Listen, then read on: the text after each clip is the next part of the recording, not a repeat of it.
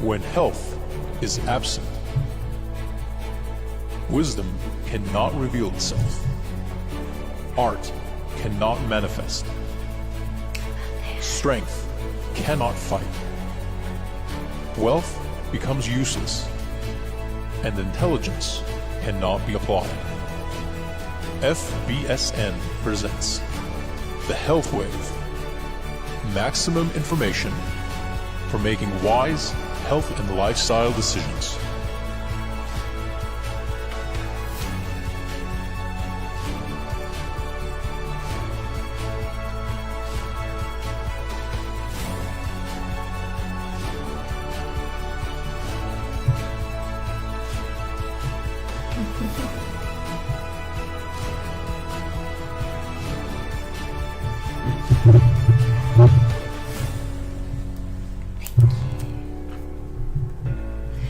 Hello to all our viewers, listeners, our friends and supporters. FBSN is live. You're watching and listening to the Health Wave and Victoria Barayev.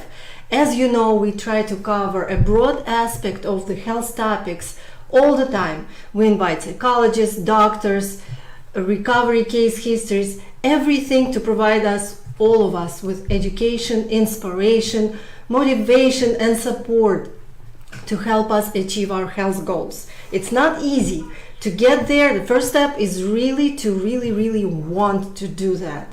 And once you want to do it badly, then you need to understand the nature of your health problem. You need to understand why it happened to you. What is the root of your problem? Basically, you have to get yourself educated. You have to read books, you have to learn, you have to do some mental work to really get there, to develop this understanding.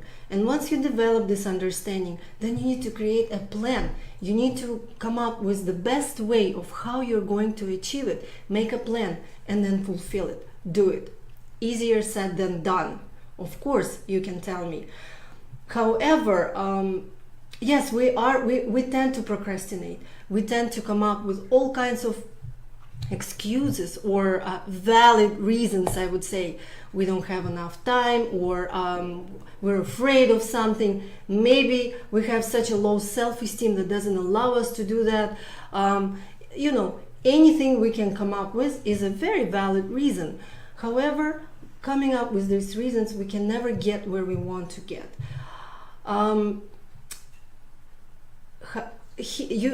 It's really important when you support yourself with people who can help you get there, especially at that moment when you set your goal and you need to get where you want to get. It can be a friend, it can be a coach, it can be a show like the Health Wave, for example. And I invited here someone very special, someone who truly inspired me, even though she doesn't know that. So let me introduce my special guest for tonight.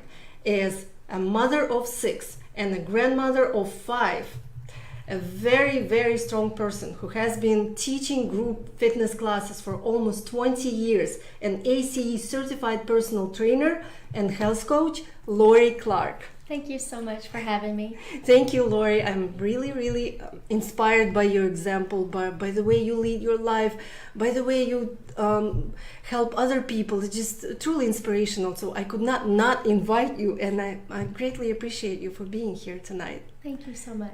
For coming here a long way from South Atlanta. How long did it take you to get here? It took us about an hour. Wow. A little over an hour. Yeah, so I have to say, Lori is a true go-getter. She sets her goal and she does it. So, and that's why I wanted you to share with us how to do it, how to set your goal, which many people know how, but how to get there is the most important thing. And I would like to invite you, my dear friends, to participate in our traditional raffle. You want to win a gift? I know you want to win a gift. All you have to do is make a comment, write to us, say hello, tell us your name, and tell us maybe your story, maybe something that you can share about how you get to your goals, how maybe your little secrets about it, we would be happy to hear from you regardless. If you have questions, you can always write us your questions. As many as you have, we will try to answer them. And as a gift, towards the end of the program, we will raffle off a consultation, a Skype consultation with Lori Clark. It's going to be a personal health consultation, correct? For health coaching. Yes. For health coaching. So get excited and let's begin. To begin with, Lori, to introduce yourself, please tell us a little bit more who you are, what you do, maybe about your family. Okay. Well, as you said, I've been teaching group fitness classes for almost 20 years. Before that, I was a stay-at-home mom. Of course, I had to be with, well, you don't have to be, but with a lot of kids.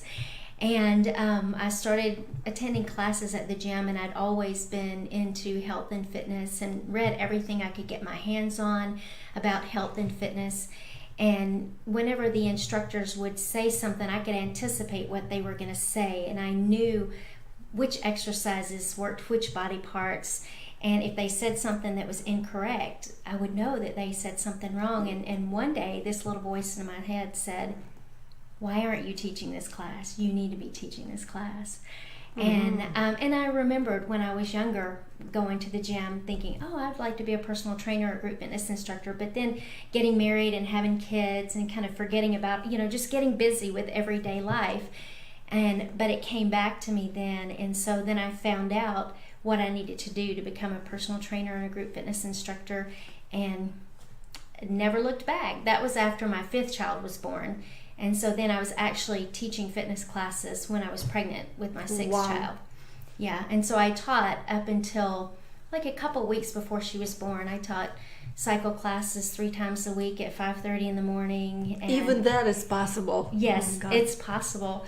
The hardest part, I would tell people, was the gym where I was teaching was the group fitness room was upstairs. The hardest thing was getting my big self up the stairs. But once I got on that bike, I was ready to go.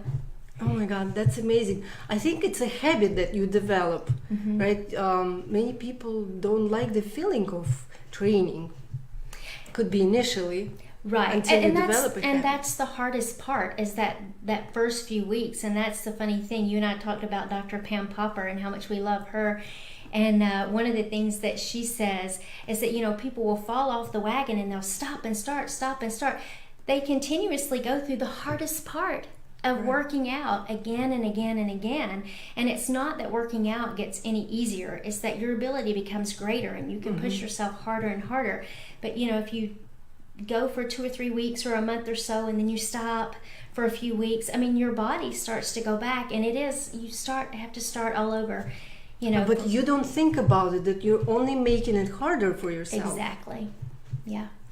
And then, but once you start and it takes you a month, 2, 3, eventually you feel that you can't live without doing that. Exactly. It just becomes a part of who you are at that point. You see yourself in a different way. And we all, no matter what we do, we see ourselves in certain ways. I'm a writer, I'm an athlete. I actually had one person who was training with me that, she finally had this aha moment that, oh, I am an athletic person. She said, all my life, because I never participated in sports, I didn't think I could be athletic. I didn't think I could be successful in fitness endeavors. And then finally one day she realized she had been so successful and consistent at working out, she realized, hey, I am an athletic person. So she started to view herself differently. She discovered herself differently. Yeah, and that's what when you get your body healthier, your mind gets healthier as well. You're able to see everything more clearly when you're healthy. And that actually applies also to other areas of our life.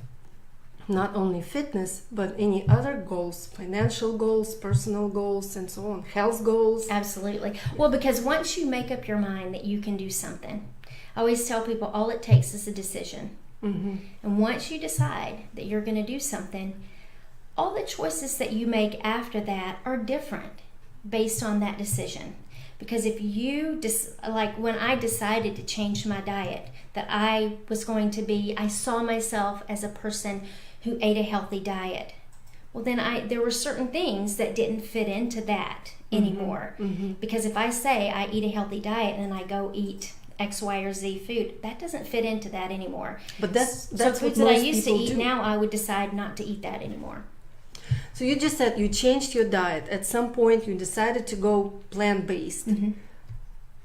Here in Georgia, you don't see too many people going plant-based. What made you make this change?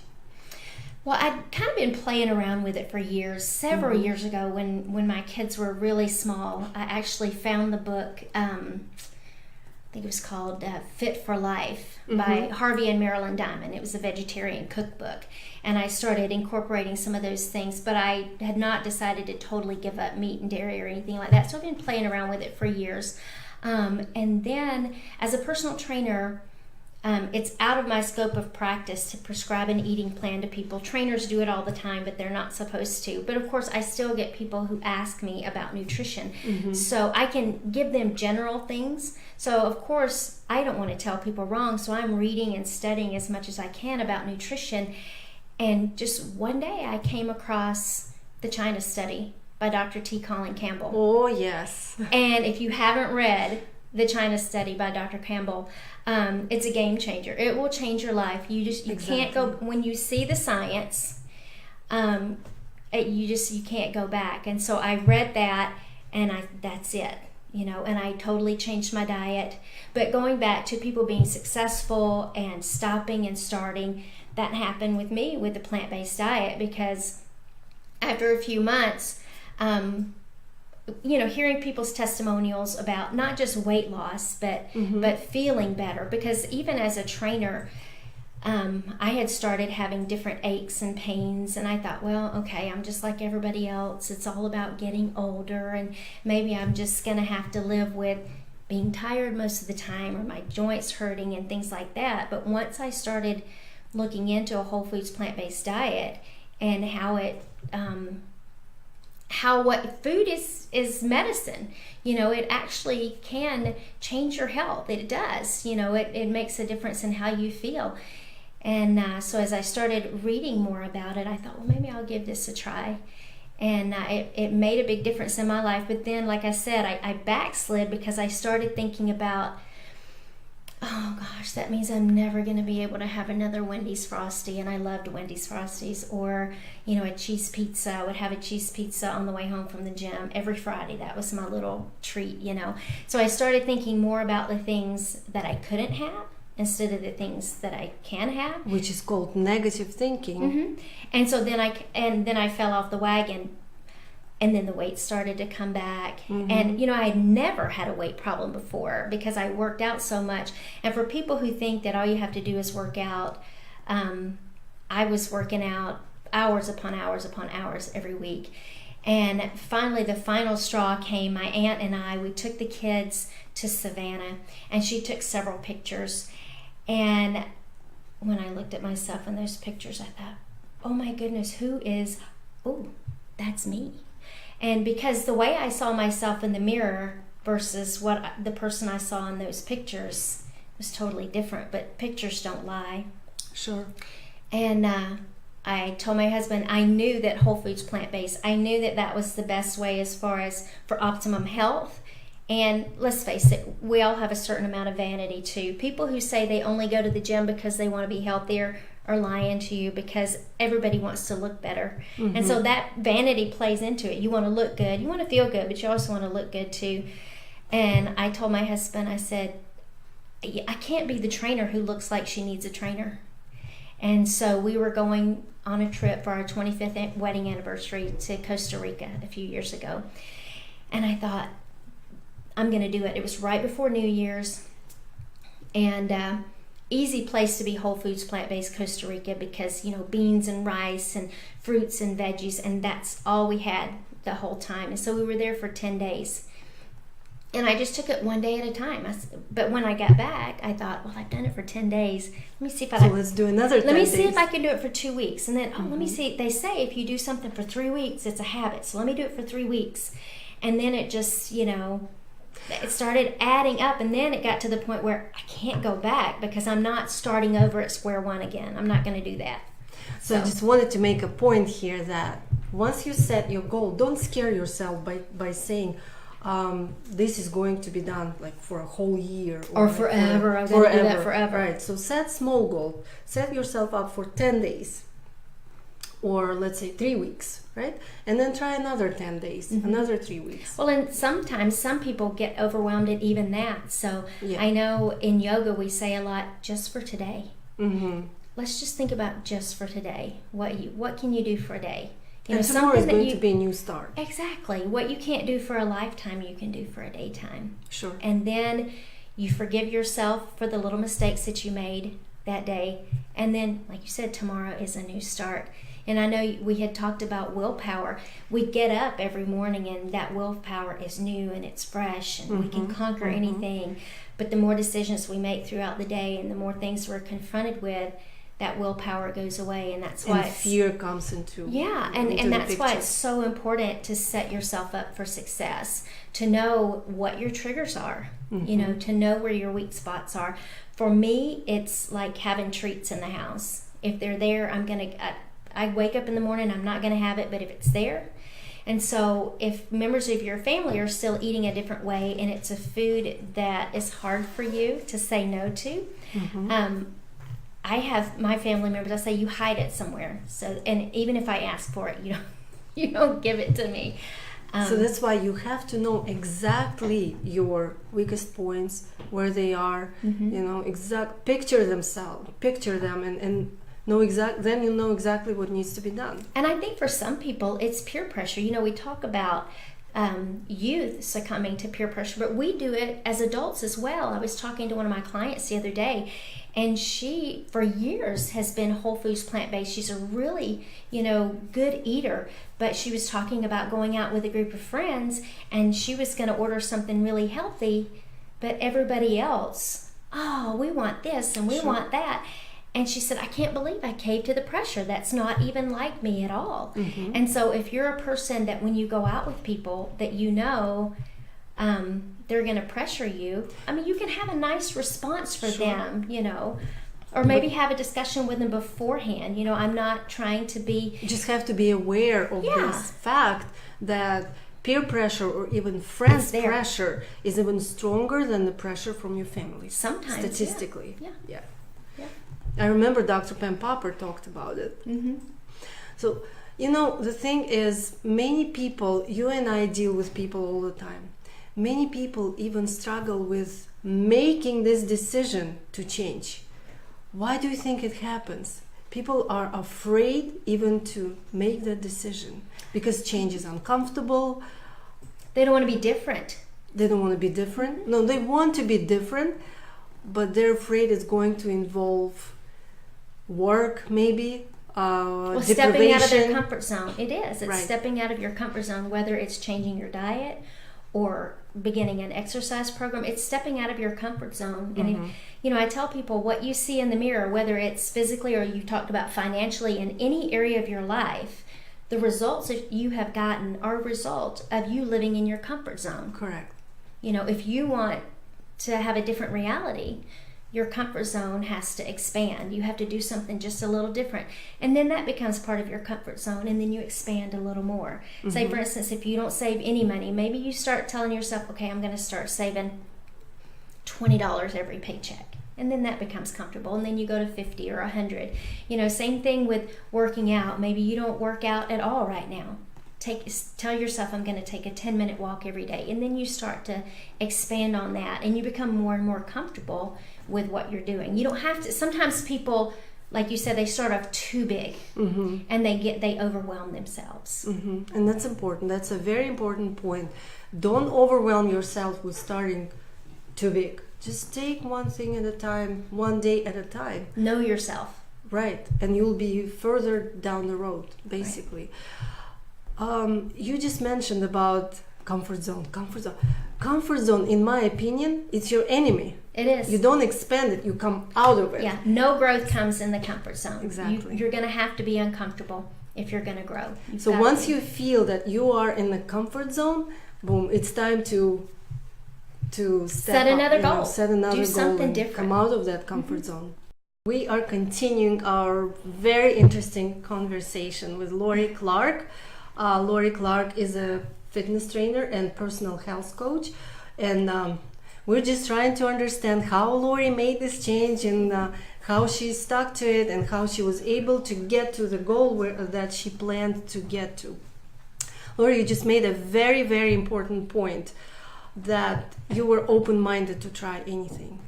Many people are not, and I think that's important. Please make check mark that in order to get to your goal, you really have to be open-minded, try new things. If you can't do it right now, if it doesn't appeal to you, just give yourself some time, a week or 2 weeks, and try it again. Try it again. Try it again. Well, there's a saying, if you keep doing what you always did, you're going to keep getting what you always got. Exactly. And so if you keep doing the same things, you're not moving out of that comfort zone. So try new things. And I like all sorts of foods now that I didn't like before. I couldn't stand mushrooms. Now I love them, and they're great cancer fighters, and they're so good for you. Mm-hmm. And that's one of the things that kept me going back and trying different foods, and something that I didn't really like before. Let me just try that again. Let me try it in a different dish. Mm-hmm. Ask friends, is there a dish that you really like that has whatever food in it, so that I can try a recipe that a friend recommends to me, because I like knowing what's in food and what it can do for my body.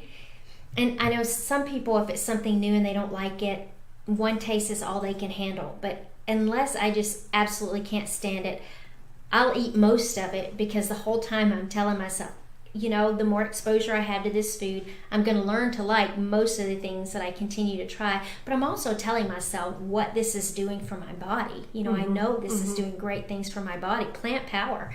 Yeah. And so my palate has really expanded because of that. One important point you made just earlier, let me just go back a little bit, that about simplicity, how important this is. I have to tell you from my personal experience, I've been plant-based for 15 years, at least 15 years. And I also started the way that I wanted to learn all about new recipes, complicated recipe here and from this cookbook and from that cookbook, and I stayed in the kitchen all the time. And then eventually I discovered, but only later, like years after, I discovered that in order to survive, you don't need all these elaborated recipes. No. You can live on really simple plant foods day to day, and you can enjoy them, and you can feel great and have enough energy. But once a week, twice a week, or maybe once every 2 weeks, however depending you want. on your personality. Exactly. Yeah, you likes. Can go wider. You can just spend some time in the kitchen and cook, and maybe go out and have something more festive. Well, but within the group within Whole Foods plant-based, absolutely. Speaking of Dr. Pam Popper again, she pointed out that we have the luxury here in America of having a wide variety of foods. Mm-hmm. It's not the case all over the world, but there are cultures who are very healthy who have a very limited diet, and so you don't have to have a wide variety of things in order to be healthy. If you look at the blue zones, the areas in the world where people, many of their population live to be 100 or older, and we're not talking about with drugs and procedures. These people, it's because the majority of their 90 to 95% of their diet is whole foods plant-based. In a lot of those cultures, that's what they have in common, is whole foods plant-based diet. They fresh air, good water, and hard work. They eat beans every day. Exactly. Mm-hmm. They eat very little meat, very little dairy products, but a lot of them have very limited diets, yet they are very healthy and they thriving, 100 and beyond. Thriving. And in fact, in America, there's a blue zone in Loma Linda, California, the Seventh-day Adventists, and on average, they live 10 years longer than the rest of us. So, and they're not whole vegan, they're vegetarian, and so that just shows you how much healthier it is to have more plants in your diet. Just like Dr. McDougall says, Dr. Esselstyn says, in order to know how to thrive, how to have good health, you have to look at those populations, those groups of people who really do it. So, and those happen to be, like you just mentioned, Loma Linda, blue zones, and all the other Costa Ricans, Sicily, Sardinia, and all the Okinawans, Yes, and that was one of the things that, Okinawans, I think it said 60% of their diet is like sweet potatoes. And they have rice, sea vegetables, and a little fish. And beans. Yeah.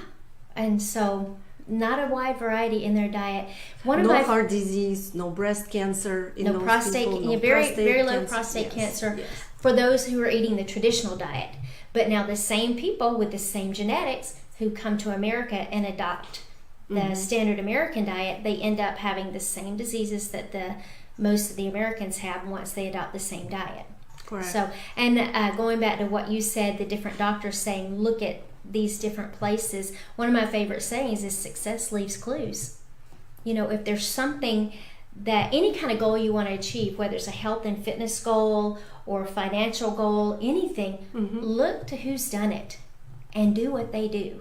I was listening to a motivational speaker several months back, and he said if you want to have financial independence, you're not going to go talk to a guy that just went broke from the latest get rich quick scheme. You're going to talk to somebody who's successful at business and who knows how to make your money grow and who knows how to make money. So the same thing in health and fitness, and that's why I knew it was so important for me. I know a lot about exercise and what exercises to do for which body part, but it was obvious that I had gotten to the point that I couldn't eat anything I wanted to anymore and get away with it. I mean, some people still feel like they are.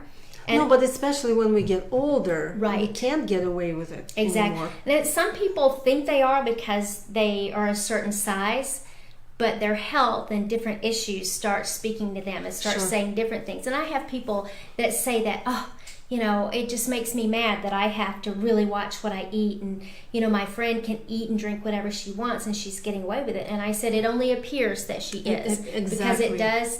The rules are the same for all of us. What you put into your body does affect your health. Now, everybody's weak link is different. Whereas eating a poor diet may make me gain weight, it may do something different for someone else. And we may look good on the outside, but only we know how it feels inside of our body. That's why judging and making assumptions, looking at other people and saying, oh, she eats everything and she looks great, it's very, very mistaken. Right. And I had gotten to this certain point. I told you that I was exercising. I was teaching 12 to 15 classes a week, which 1 hour classes. And one of the classes that I teach is Zumba, so it's a dance class. So I was spending several hours a week practicing those dances, so that's more exercise on top of that. My husband and I walk 3 to 5 miles together a few days a week, so that's more exercise on top of the classes. And so for people who think that just exercise is enough to keep your weight in check and to keep you healthy, it's not. I had gotten to a certain point, and then all of a sudden the pounds just started coming on, even though maybe I'm exercising upwards of 20 plus hours a week, and the weight is just coming on. And in addition to that, I was feeling tired all the time. And I was hurting all over. All my joints were hurting. And that's what I was looking online. I was having different health issues that when I would go to the doctor, they couldn't figure out what was going on with me. And I liked what you said in the beginning of the program, get to the root of the problem. Because I didn't want to just take a pill to mask the symptom. Oh, well, we can give you some anti-inflammatory, we'll give you a pain pill. I didn't want that. I want to know, why are all my joints hurting? Why am I tired all the time? Would you agree with me that diet lies at the base of our health? Absolutely. And then physical activity? Absolutely. Well, actually they're equal, but one cannot exist without the other one. Well, I don't eat, and some people may disagree with this, but even though I'm a fitness trainer, I think nutrition is by far more important. Fitness, moving every day, exercising, absolutely, it's important. But nutrition trumps it. If people say, foundation, which would I choose? If I'm going to change my diet or start exercising. Well, if you want to do both together, great. But if you can only handle so much change at a time, change your diet. Change your diet. Because if you think about it, everything we do requires nutrients. Where do we get those nutrients from? We get it from food.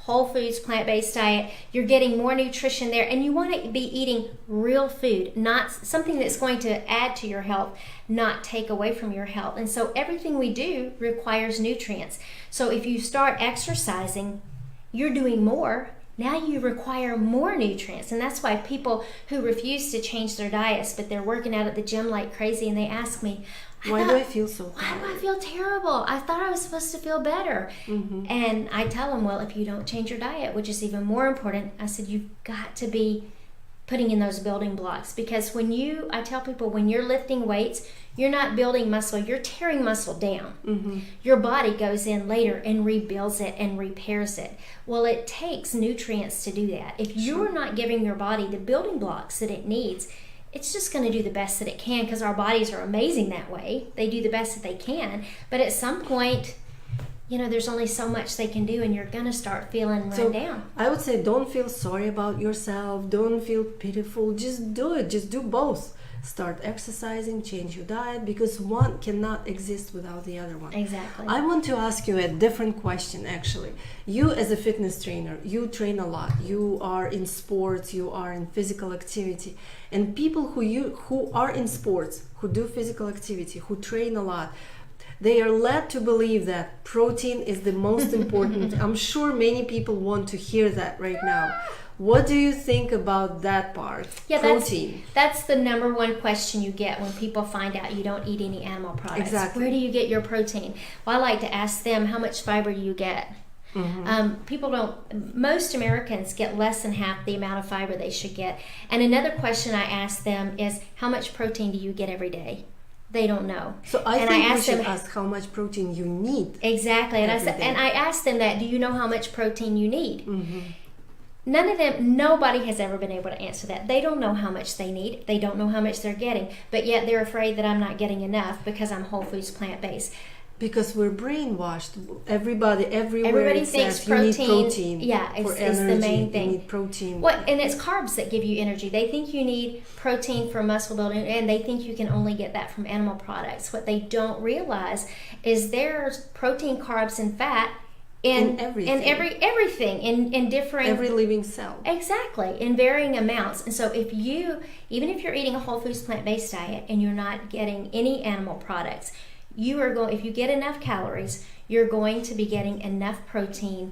And actually, I did a nutrition presentation for the people at my gym one time, and I wrote down everything that I ate in a day, all the plants, and actually based on all the little formulas online that you can find. With my whole foods plant-based diet, I actually had more protein than was recommended for someone my age and activity level. It's very easy to overdo on protein, even being plant-based. Well, and what people don't realize is having too much protein is hard on your system. It's really hard on your kidneys, and it actually ages you faster. So you have to be really careful about having too much protein in your diet. I just wanted to take one small break and remind that we have Lori Clark as a guest of our show tonight, and as a gift for a raffle, you have we actually will raffle it off at the end of the program, but in order to get that gift, you have to make comments. Please say hi to us, make a comment, ask a question, so we can choose a winner from these comments. And as a gift, we're raffling off a consultation with Lori. It can be a personal coaching session by Skype, correct? Yes. Correct. Yes. So very exciting. I want to play, but I can't because I have to be the host of the show. So you have this chance. Please take it. Write comments. I can see them immediately, or questions. Lori and I can answer your questions right here, right now. So back to our conversation. I have more questions to you. What was the most difficult thing for you to do in transitioning to be plant-based? The most difficult thing for me was to give up cheese. I loved cheese. And like I told you, I did that a lot from every women. Friday afternoon. I taught a Zumba class on Friday afternoon. I'm sitting in the parking lot and I'm calling Partners Pizza in Peachtree City, ordering a large cheese pizza.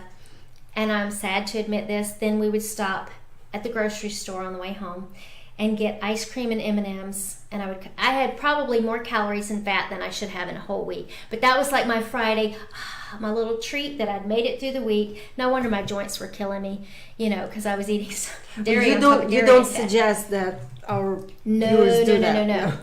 No, well, and Dr. Neil Barnard, he's one of the doctors that I love to listen to, and he explains, why it's so hard to give up cheese. And there's something in cheese called casomorphin, and it's like a natural morphine. Correct. And you really do kind of have like a narcotic. It's like a low grade addiction. And some people are more susceptible to that than others. So giving up cheese was the hardest thing for me. But like I said, once I went 10 days, 14, I didn't want to say, oh, I've been without any animal products for 3 months and then have to start all over again. I've gone too far now. And now I can say, it's been a few years now since I've had anything like that. And for people that have things like that it's really hard for them to give up, that won't always be the case. Just know that it won't always be that hard, because now to look at cheese, it grosses me out. I don't like the smell of it. And that was another thing too, knowing what it was doing to my body, knowing what was in it and the health ramifications of consuming dairy products. I just had to remind myself over and over again what that was doing to my body. And then you need to be reminded all the time though, why something's good for you, why something's not good for you, and just continue to educate yourself. And different doctors and nutritionists will appeal to different people. There are different people that I read all different kinds of books. Going back to the protein, there's a really good book called Proteinaholic, and he addresses that. He actually is a doctor, and he's a weight loss surgeon, and they are obsessed with protein, and now he's totally switched the advice that he gives his patients. Instead of meat, protein to whole foods, plant-based. Just like Dr. Anthony Lem, who completely switched what he was telling his patients before, and he is actually even ashamed of what he was telling them, but he didn't know. Exactly. And he switched to, give advice on going plant-based to people. So I wanted to ask you this. Efforts pay off. Of course, we put in efforts. What was your payoff personally for you? My biggest payoff, when I talked about before, we talk about vanity, looking better or feeling better, but my biggest payoff was not in the weight loss and how I looked. The biggest payoff for me was the way that I felt, because like I told you, I was tired all the time. The only thing that got me teaching all my classes and training is because I love what I do so much. I love teaching step aerobics, I love teaching Zoom, and I love people, and the people kept me going.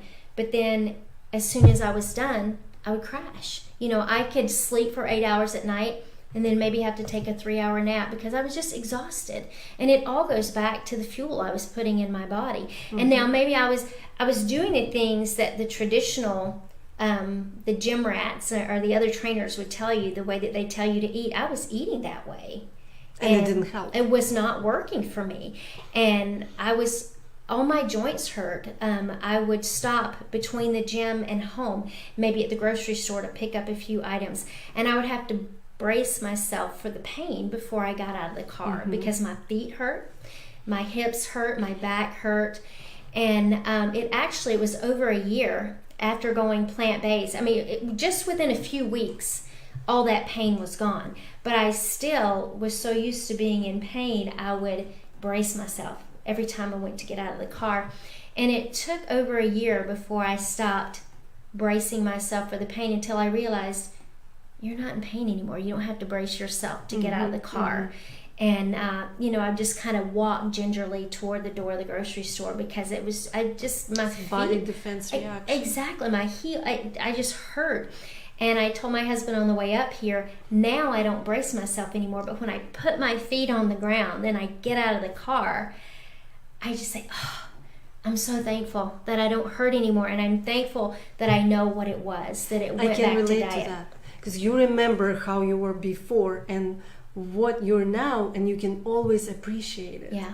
Yeah. I mean, to live in pain all the time, nobody wants that. And I didn't tell anybody. I didn't even tell my husband.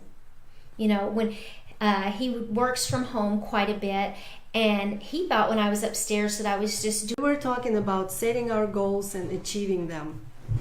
Health goals, dietary goals, fitness goals, all of them.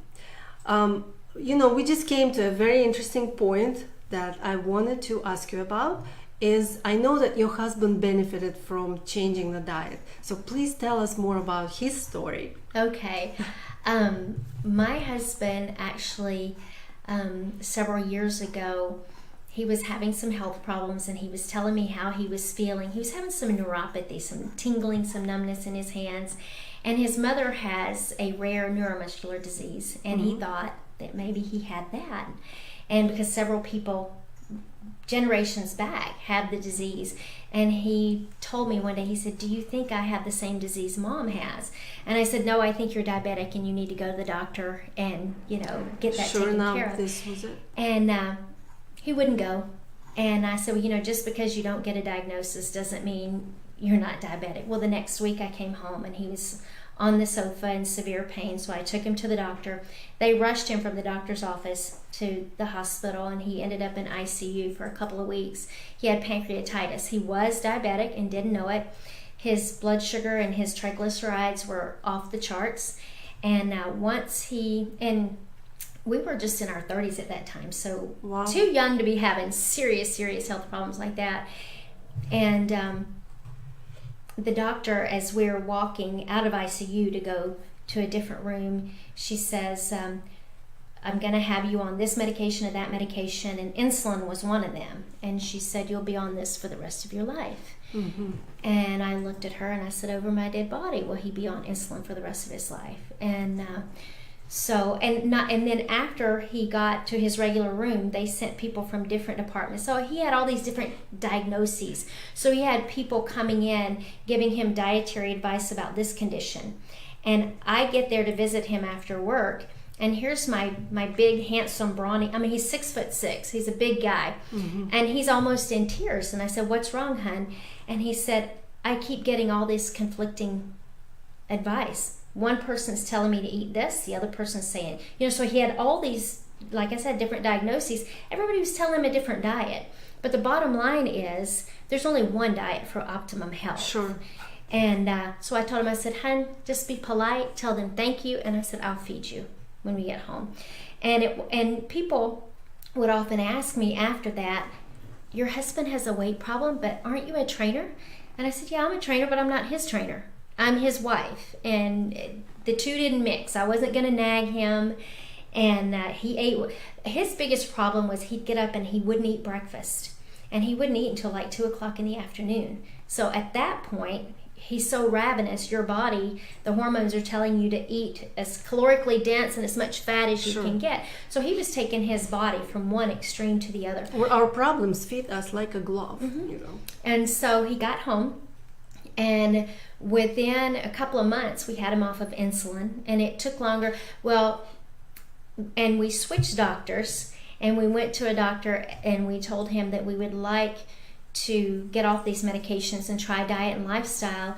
And the doctor said, "Cool, let's do it." And he worked with us. He would do his blood work, and that's the advice I give anybody, because food is very powerful medicine. So if you are on any types of medication, say for blood pressure, blood sugar, anything like that, you need to be working close with your doctor, because that blood sugar can drop really quickly. Immediately. Exactly. Almost immediately. And the blood pressure. So you need to make sure you're working with a doctor.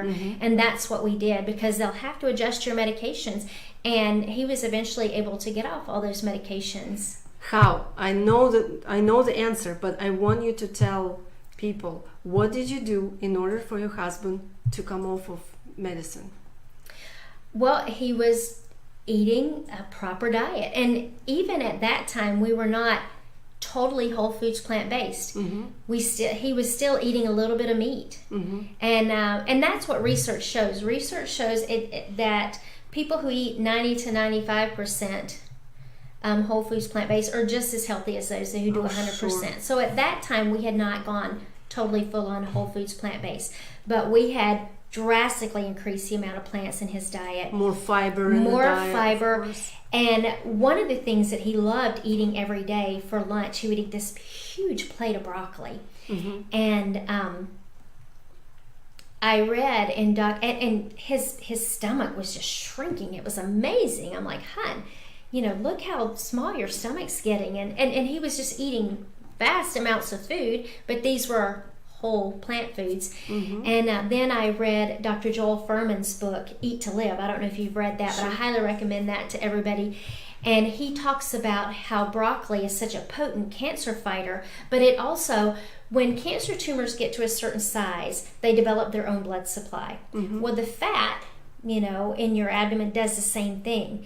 But broccoli has something in it that actually causes those blood vessels to die off. And so they don't have their own blood supply anymore. And that's what really helps the belly fat shrink. So cruciferous vegetables. Very powerful medicine. When I read that in his book, I thought, I've already seen it happen. I've seen it in action. So I knew what he was writing. And that's one of the reasons that I love reading Dr. Popper's books, Dr. Fuhrman's books, Dr. Caldwell Esselstyn, Dr. Neil Barnard.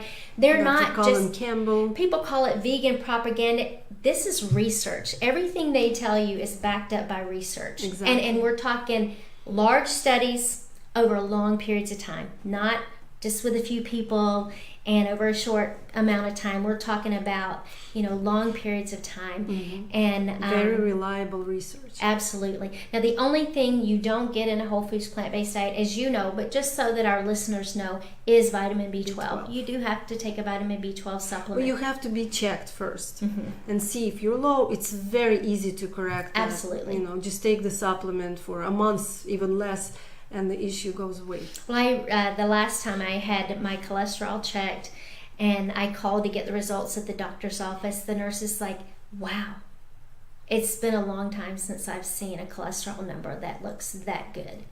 So basically you added a lot of fiber, right, in the form of plants, whole grains, beans. Yes. And then less fat, no oil. Absolutely. You went no oil. No oil, very little. At the time, we were still eating some meat, but it was very little meat.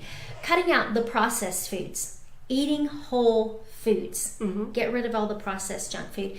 Obviously, we got rid of processed sugars, things like that. Those were only even for with rare. simple cooking, Exactly. Things can be done, and Exactly. you achieve your goals very easily. And in our family, we love beans and vegetable soups and things like that. So we just keep it very simple. And there are so many different kinds of beans that, So do we. Keep it very simple, and you'll always be satisfied.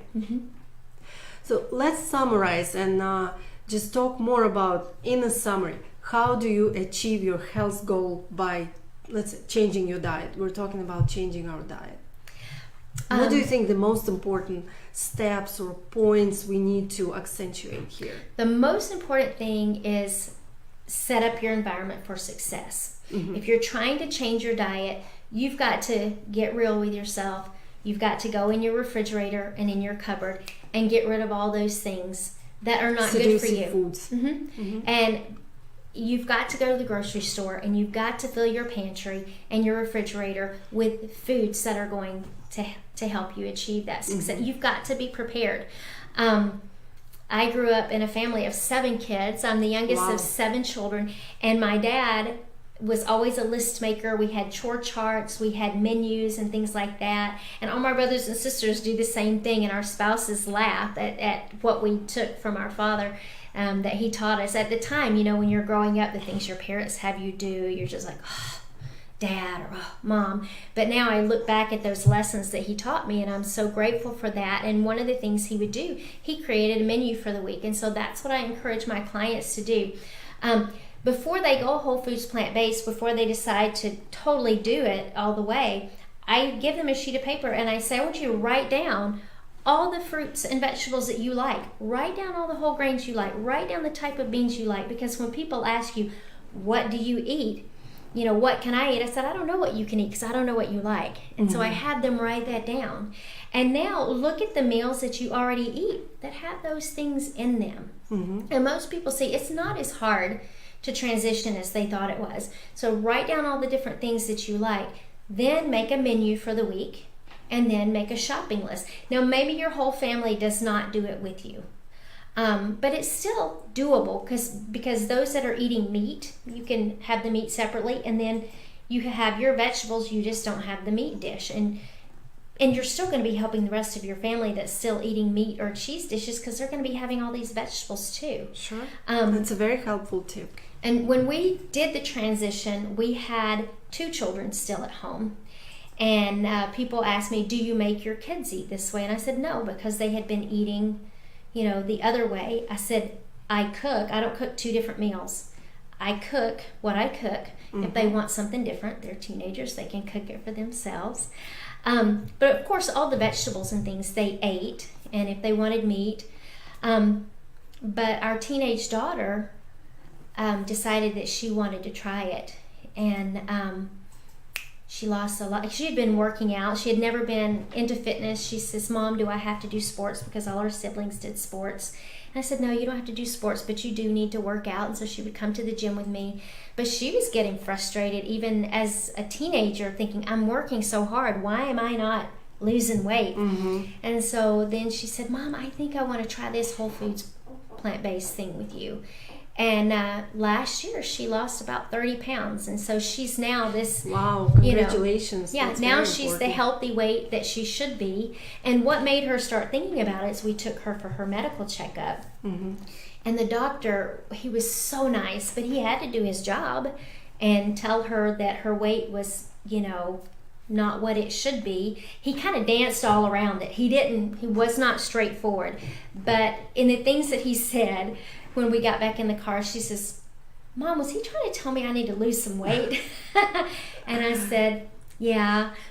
Which is a big wake-up call. Someone tells Exactly. you that you're fat, basically. Because as a parent, you're providing healthy food. But when they go outside the home, you can't control all of that. And you also, can't be so restrictive that you have to let them do it for themselves. And so now she knows, and she's a big advocate of the whole foods plant-based diet because she sees, not in the way that it makes her look, she feels so much better. She says, Mom, in school, I feel like I can think more clearly because of the way that I eat. So she sees the difference. And then we have another daughter who is grown and married, and she's about 90 to 95% plant-based. And so she's seen a big difference in her health from changing her diet. Great. One last question. Do you believe in the willpower? Yes and no. Well, yes. Willpower, though, is limited. It's as you go on, you run out of it throughout the day. You wake up in the morning, you have all this willpower, but the more decisions you make and the more things you're confronted with throughout the day, the willpower gets less and less and less. And so that's why setting up your environment for success, knowing what your triggers are, removing as many of those as you can, putting healthy things there, knowing the situations that you're going to be in, maybe talking to friends in advance and saying, I know that you're used to me having this appetizer with you, but nothing against you. I'm not judging you and your diet, but this is what I've decided to do. And just kind of taking care of those things ahead of time, because willpower does not last. And then work on developing a habit. Exactly. Right? So maybe initially you can apply this willpower, but then if you work on creating this habit, then you're probably going to be better You off. don't need it anymore because don't it need it becomes a anymore. part of who you are. Like at Sure. first, yes, I needed a lot of willpower to stay away from cheese pizza. And so I just didn't, I planned something else for that night, a veggie stir fry. But the further away you get from those negative influences, the easier it gets to say no to them. Sure. Well, I think we need to wrap up this such inspirational conversation with you, Lori. Thank you so much for doing that. I think the time has come to announce a winner. I think this time I'm not going to. We have 1, 2, 3 comments today, correct? So we. No, we only count the comments, right?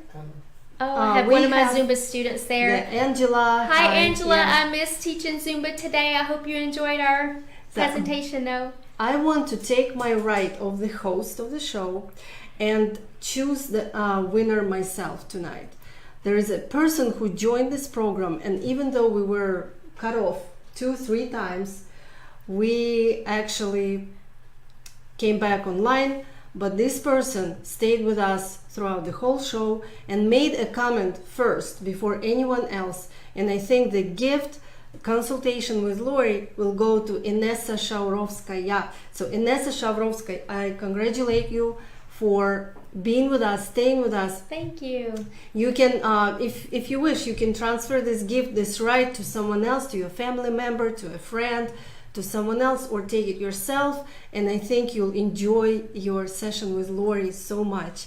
Thank you, Lori, for coming here tonight. And just one last thing, please make a wish, say some words of wisdom to everyone who is watching us. I just wish everybody a happy 2019, and I want you to know that whatever you decide to do, you can do anything. When you make up your mind, there's nothing that you can't do. One of my favorite quotes is from Henry Ford, and he said, whether you think you can or you can't, you're right. And so just know that whatever you can believe, that you can achieve. And I know you can do it, and I'm really looking forward to meeting with the person that won the health coaching consultation. But for the rest of you, have a great 2019, and just continue to make changes and get out of your comfort zone, because you can do anything. Very inspirational words. Thank you so much, Lori. Very inspirational. You made so many wonderful points. Thank you. So I just hope that we all are taking these points, writing them down, rewatching this show again and again, and do it. Just do it. Achieve your health goals. Stay on the wave of health, and we will see you next week. Thank you. Good night.